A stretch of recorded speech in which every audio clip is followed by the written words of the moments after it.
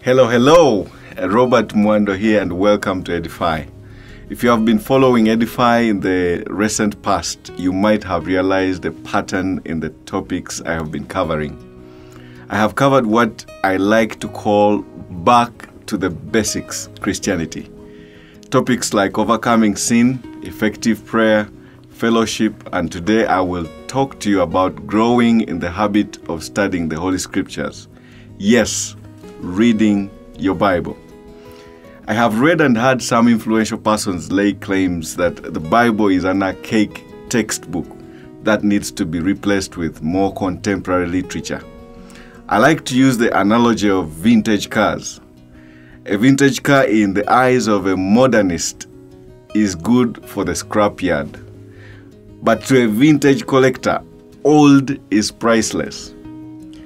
Timelessness is one attribute for measuring true value. And the ancient word of God is timeless.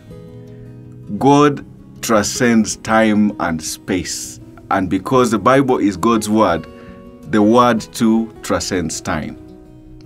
In the book of John chapter 1 verse 1 to 5, the Bible says, "In the beginning was the Word, and the Word was with God, and the Word was God. He was with God in the beginning. Through him all things were made. Without him nothing was made that has been made. In him was life, and that life was the light of all mankind. The light shines in the darkness, and the darkness has not overcome it." Also, the psalmist in Psalm 138 verse 2 says, "I will worship toward your holy temple and praise your name for your loving kindness and your truth. For you have magnified your word above all your name." So we know from Scripture that by his word, God created the universe. The psalmist says, God has magnified his word above his name. If so, you and I do well to take him at his word and take deliberate effort to know what he says about everything. God, being the creator of all things, has provided a perfect user's manual in the form of the Holy Bible for us to know how to operate correctly. This is why I have dedicated time to record this episode to share with you 10 keys to studying and understanding the Bible correctly. Number 1, pray for God's inspiration and guidance. Before you engage with the Word of God, ask Him, the one who inspired the human authors, to inspire you. Ask the Holy Spirit to guide you. Number 2, be humble in learning God's Word. Don't bring human intellect and the theories of men to try and fit into the Scriptures. Number 3, let the Bible interpret itself. This is self-explanatory. Again, human logic will not fit into the divine wisdom. Number 4, know the context of the passage. Do not try to appeal to your culture. Number 5, know the historical background of a certain passage. Number 6, know the original words used. Number 7, rightly divide the word. 2 Timothy chapter 2 verse 15 says so. Dividing the word means studying the Bible by topics. It's helpful to concentrate on one topic at a time rather than jumping from one topic to another. Number 8, read the whole Bible. Do not only focus on what you find controversial or difficult for your understanding. Let the whole counsel of God so richly indwell you. Number 9, compare different translations.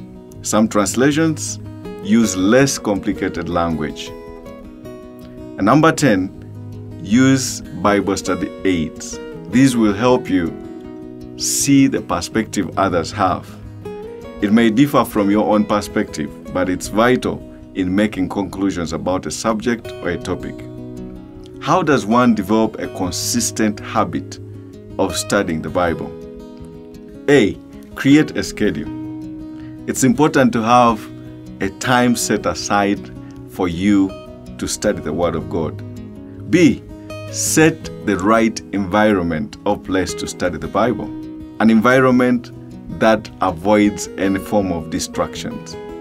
C, enlist the help of others.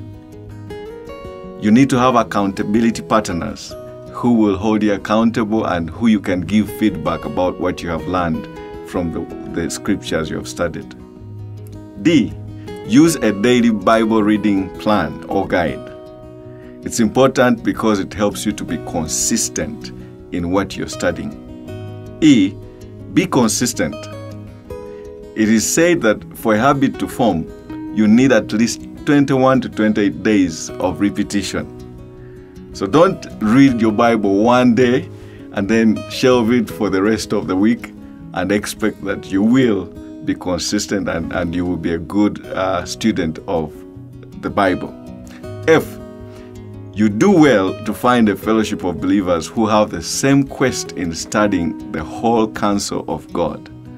You might want to consider a Bible-believing and teaching church to belong to.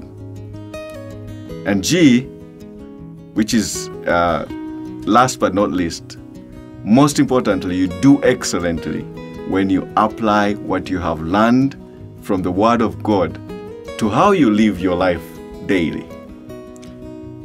In Luke chapter 11, verse 28, Jesus said, "More than that, blessed are those who hear the word of God and keep it." The word keep doesn't mean putting on the bookshelf to gather dust. Rather, it means to obey, observe, follow, guard, and practice continually. The edified scripture for today is James chapter 1, verse 22-25. I'll read from the New King James Version.